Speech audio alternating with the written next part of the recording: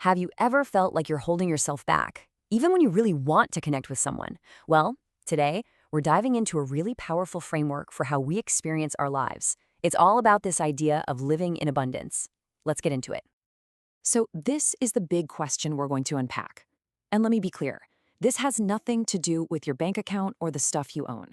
Nope, this is about something way deeper. It's an internal posture, a way of being that quietly shapes pretty much everything. You see, the core idea here is actually pretty simple.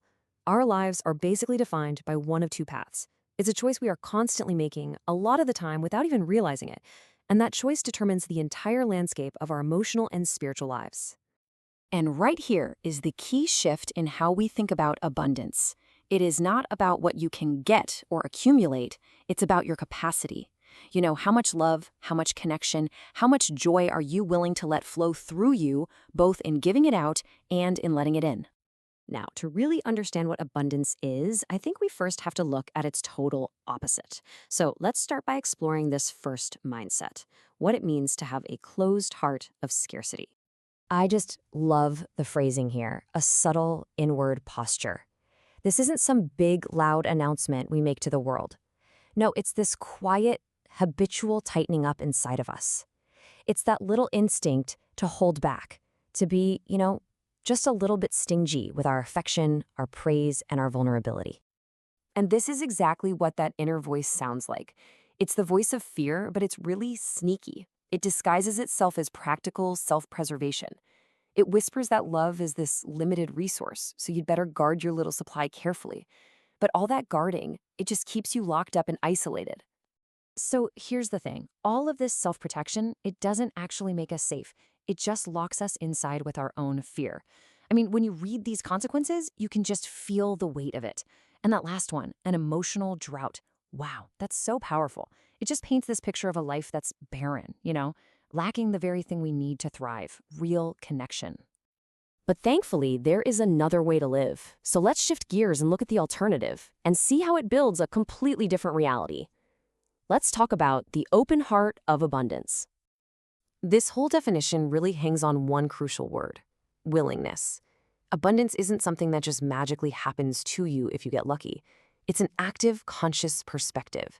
It's the choice to see life not as a finite resource to be hoarded, but as an infinite wellspring of love. And this is what that choice actually looks like in practice. It's an active process. Look at the language here. Gently remove inner barriers. I think that's so important. This isn't about violently tearing down your walls. It's about kindly and patiently taking them apart, brick by brick. I mean, this just lays out the contrast so clearly, doesn't it? On the left, everything is about contracting, closing, protecting. And on the right, it's all about expanding, opening, and connecting. They are truly two completely opposite ways of moving through the world. Okay, so this brings us to what's really driving these two mindsets. Because underneath it all, it's a battle we all face inside ourselves. It's the fundamental choice between fear and love. And this is the big objection, right? This is the moment the voice of scarcity pops up and says, whoa, wait a minute. If I open up like that, I could get really hurt. And you know what? That is a completely valid concern. The fear of being hurt is very, very real. But here's this powerful counterpoint. The idea isn't that love makes you immune to pain. Not at all. It's that a deep, true commitment to love is just fundamentally stronger than our instinct to be afraid. This is such a critical point. The goal is not to become fearless. Let's be real. That's probably impossible. Fear is going to show up.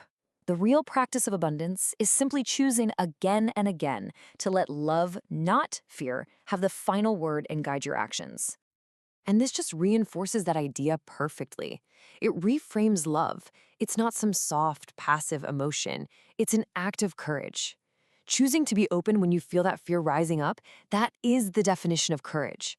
It's a choice of strength, not of weakness. So here it is, laid out as simply as it gets.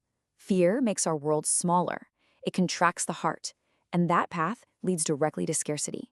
But courage, which is really the engine of love, expands our capacity to live and love, and that path leads directly to abundance. Okay, so we've got the theory down. Now let's get really practical. In this last section, we're going to look at how we can actually make this a real daily choice in our lives. This is so important to remember. This is not a one-time fix. It's not a personality trait you either have or you don't. It's a conscious, moment-by-moment practice. It is a decision you have to remake every single day in all your interactions. And you can think of this as your daily training regimen. In any given moment, you can just pause and ask yourself, okay, right now, am I choosing self-protection or am I choosing openness? Am I listening to fear or am I choosing trust? Am I being guarded or can I be just a little more generous with my heart right now? And what's the result of all this daily practice? Well, it's not something loud or flashy. It's this beautiful idea of a quiet freedom. It's that feeling of a life that is truly full, overflowing with care and connection, and a sense of wholeness that a scarcity mindset can never, ever give you. So, as we wrap this up, the question comes right back to you, right now, in this moment, in the very next conversation you have, or the next quiet moment you have with yourself. Will you choose the contraction of scarcity or the expansion of abundance? Which choice will you make today?